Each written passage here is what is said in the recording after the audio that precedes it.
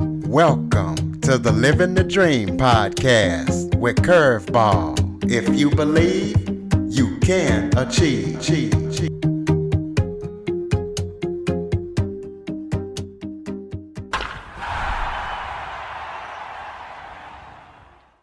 Hello and welcome to another episode of Living the Dream with Curveball. I am your host, Curveball, and today I am joined by Brendon from Master Talk. We are going to be talking about the art of mastering public speaking. Brendon, thank you so much for joining me today. Of course, Curtis, it's my pleasure. Why don't you start off by telling everybody who you are and a little background about yourself, anything that you kind of want the audience to know before we get rolling? Of course, man, let's do it. So, yeah, my name's Brendon. I'm the founder of Master Talk. It's a YouTube channel I started to help the world master the art of communication, public speaking. And how I got started, Curtis, was when I was in university. I used to do these things called case competitions. Think of it like professional sports, but for nerds. So, while other guys my age were playing sports like football or rugby or soccer, things I never really understood, to be honest, I applied that same competitive spirit to presentations. So for 3 years, I presented hundreds of times, coached dozens of people on communication and public speaking. And then when I graduated from university, I just asked myself a simple question, which was, how do I make a difference in the world? And I realized that a lot of the communication information on YouTube was really bad. You know, your advice like, oh, be yourself or get up on stage. So I started Master Talk in my mother's basement. One thing led to another, and the rest was history. Well, as you know, a lot of people have fear of public speaking. What advice would you give a person to be able to overcome that fear of public speaking? Yeah, absolutely. You know what I always say, Curtis, is that the fear always loses to the message. The fear of public speaking will always be there, right? In the same way that I'm always scared of public speaking from time to time, it definitely happens. But the analogy I always like to think about it is think of your fear and your message in a boxing ring, right? So the fear is always on the side of the boxing ring, but as long as your message gets the knockout punch in the end, your presentation will always be successful. So what I want to implore people to think about is how important is your message to you and to the people that you serve. I never wanted to start a YouTube channel. It wasn't really my intention. My goal was to be a corporate executive and just live my life in that way. But then I realized that, hey, wait a second. A lot of these people need me. And despite the fact that I was 22 and I was very young when I started Master Talk, I said, hey, there's a lot of people who need this advice. I need to build up that confidence to figure it out because those people need my message. So then when I went to that place, my fear dissipated. So, speaking of YouTube and online, a lot of things are going online now, so people are having to present online. What advice would you give them to make a better presentation online? Yeah, for sure. You know, the advice I always like to give, whether it's an online or an offline presentations, besides the easy ones, like put a picture of somebody that you love or your favorite piece of food next to the camera lens so that you always look at the lens since that's important online. I would say the biggest tip is what I call the puzzle method. So think of public speaking like a jigsaw puzzle, Curtis. You know those 1,000 piece puzzles you kind of put together with your family, I guess now because it's COVID. That's probably something everyone's working on right now. So if I asked you, Curtis, let's say you're working on that jigsaw puzzle yourself, which pieces would you start with first and why? Probably start with the bigger pieces or the easiest pieces because once you get them kind of put in place, then you can work on the little harder ones and try to work with them because they'll take a little more time. Of course, you got it. So now the question we need to ask ourselves is why don't we do that in public speaking, right? Because whenever we have a presentation at work or at school or in business, we start with the middle first. We shove a bunch of content, get to the presentation, ramble, and then we get to the last slide and it sounds something like this. Yeah, so thanks, Curtis. And that's how 95% of presentations go. Whereas my recommendation for this is simple. Treat your presentations like a jigsaw puzzle. Start with the edges first. Present your introduction 50 times, not 3 times, not 5 times. Do it 50 times. It's actually not that hard. It won't take you that long. It'll take you an hour because each intro is a minute. Same thing with the conclusion. What's a great movie with a terrible ending? A terrible movie. So, same thing. Conclusion 50 times. 2 hours of practice, Curtis, will change your life because you'll look at your presentation and go, wow, I've never done my introduction 50 times before. This is really interesting. Same thing with my conclusion. And then with that newfound confidence, then you tackle the middle. Well, as you know, anybody can just get up and present and like you say, have a terrible ending or not be that good. But what advice would you give somebody to be able to tell effective stories during their presentation to make the presentation effective? Yeah, for sure. You know, the way that I think about this, Curtis, is stories are important, stories are cool, but stories are not something that people should be working on right away.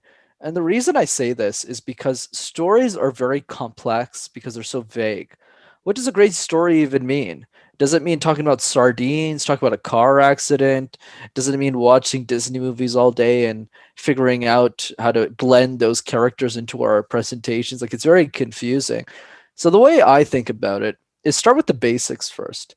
Get your presentation skills, your foundational skills in order, then start to build stories. If I told you a story with bad communication skills, it would sound something like this. Yeah, so once upon a time there was a guy named Curtis and then he went on this hill. So notice how very boring that story is, right? Or if Brendon went on a hill, it's the same thing because the technique just isn't there. So I would start by building that foundation first, and then I would start to tell stories. And often the easiest stories to tell are the ones that are about ourselves. So that's probably a good starting point for people. For people who want to get into the public speaking, what should they start practicing today so they can start getting ready for it? Yeah, absolutely.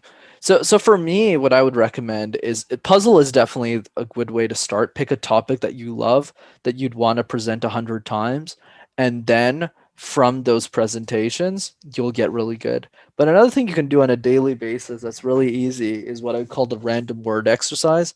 So essentially, what that is you pick 5 random words in the dictionary. This could be tree or camera or basement or doorknob. And you make random presentations out of thin air. And if you do that every single day, your muscle at communication will get good really quickly. And then you'll be able to tackle any type of communication skill. What do you feel is the biggest challenge of public speaking? Why do people struggle so much with it? Yeah, absolutely. I think the reason why most people struggle with communication so much is probably because of the education system. You know, the way that we learn communication, the way that we grow up speaking, the way that we interact with other people is mostly forced. Not the interactions, but rather the presentations that we give. So if you think about school, we don't wake up one morning and say, "Hey, Curtis, you want to get breakfast and present all day, man?" Like nobody says that. So essentially, what happens instead is we're in high school, and 3 things happen. One, we never get to pick the topic, and it's generally something you're not passionate about. Two, we're always presenting to students who don't really care to listen to us. And three, teachers who are very well intentioned and very well educated often don't have time to coach us because of how stressed they are with all the students they have to go through and coach for presentations. And that's why we find it such a challenge because we've grown up to believe that public speaking is a chore, right? So because we see public speaking as a chore, well, we don't really want to get better at it. It's like if I told you, "Hey, Billy, I want you to go play this baseball game, but instead of playing baseball, I want you to study a bunch of books, and by the way, there's going to be a test on it. If you don't do well, you're going to fail and get bad grades on the baseball test. Are you going to like baseball? Probably not." So that's kind of the comparison I like to give to public speaking. We need to start seeing it more as a way to make a difference, to share an idea that matters rather than I guess what most people associate to it right now. Do you feel like it takes a lot of time to prepare a speech? Why or why not?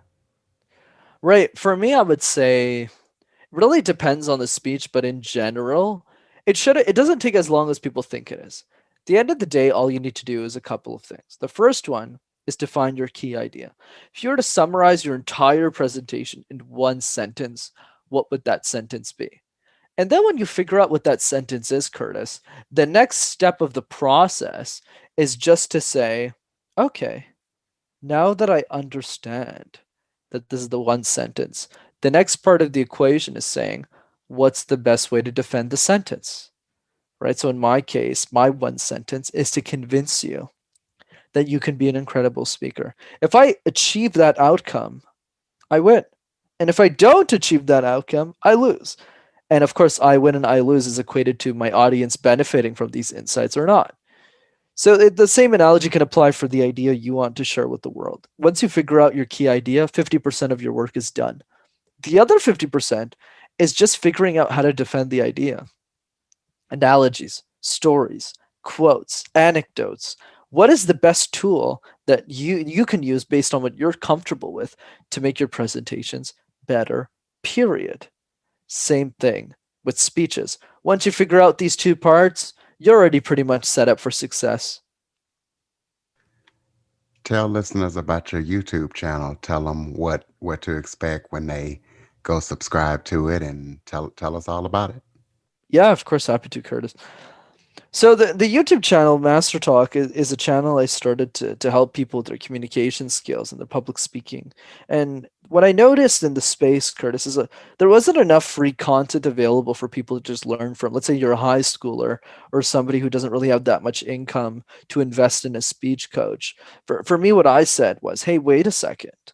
We need some outlet. We need an opportunity. We need a way for people to gain access to some of the best communication tools in the world. So I started making content on the platform, started making YouTube videos, and over time, it ended up becoming useful to people and it ended up becoming a value add. So if you're someone who's interested in communication in general or public speaking, I'd encourage you to check out the YouTube channel. So Master Talk is in one word. And then after that, you can check that out and you're more than happy to send me a message as well. Is there anything that you would like to discuss that we haven't touched on yet? Yeah, for sure. I'd love to leave everyone with two things. And the first thing, Curtis, is a book recommendation. My favorite book of all time for communication that I always like to recommend is Thirst by Scott Harrison. Scott Harrison's the CEO of Charity Water. Very fascinating guy, really smart guy. I really love the way that he thinks about philanthropy and messaging and branding and storytelling. So if you're someone who wants to make an impact in the world, Thirst by Scott Harrison is definitely a must read that should go into, I guess, your holiday season Christmas list or whenever this episode comes out. But the life advice I have to share with people, Curtis, is the following: be insane or be the same. If you want to be like everyone else, that's fine. But if you want to make a difference in the world, if you want to make a change, the only advice that matters is to be different. Don't you find it odd that a 22-year-old kid like me started a YouTube channel on executive communication tips, then went on to coach senior level executives at 23, but also lives in his mother's basement, is literally talking to on a mattress that he sleeps on, doesn't own a car, karaoke's in 8 different languages, loves Justin Bieber, and dances alone in his basement an hour a day? All of the decisions I've made in my life are completely bizarre. And that, my friend, is the point. When all of the decisions in your life make sense to the only person that matters, I believe you'll achieve a lot of success in your life. So be insane or be the same. Absolutely. Is there any contact information other than your YouTube channel that you would like the listeners to have so they can connect with you? Any websites or anything? Yeah, I would say the YouTube channel is probably the best place, Curtis. People can type Master Talk in one word in the search engine. And if you want to get in touch with me, my email address, my Instagram handles, all of those goodies are on the channel. So you can just find all of that there. Ladies and gentlemen, Brendon from Master Talk. Brendon, thank you so much for joining me today. The honor and pleasure is mine, Curtis. Thanks for having me. And listeners, please make sure you rate and review the show after listening.